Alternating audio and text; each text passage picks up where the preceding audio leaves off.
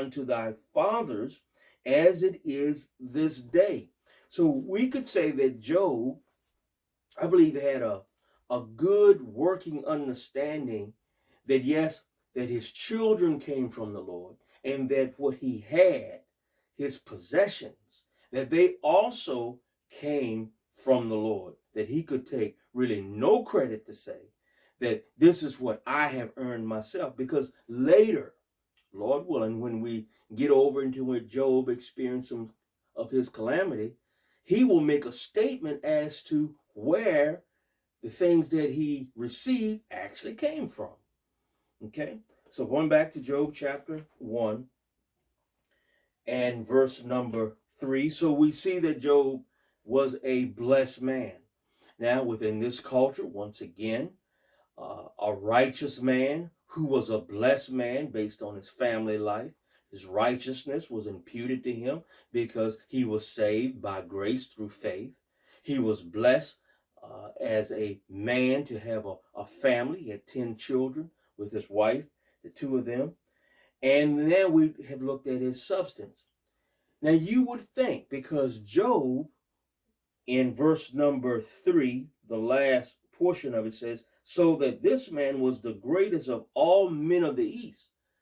When we drop into his life to see what Job was actually doing and what was transpiring in his life, Job, the national influence that he was a great man in all of the East. So he had notoriety. He wasn't a stranger. Everyone anyone knew of Job. That we are not introduced to him in a national way, reaching the whole East. And allow me to say this here, is that Job was a servant of the Lord. In his ministry, he ministered to others. We do not see a great deal of this here, but what's important is where Job started his ministry from.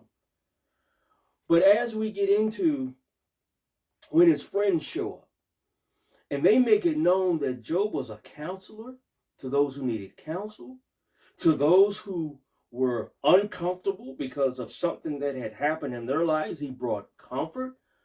But Job also, if someone was perhaps living in sin and they were comfortable, when Job showed up and at the appointed time, Job perhaps made them feel uncomfortable as a witness of our Lord.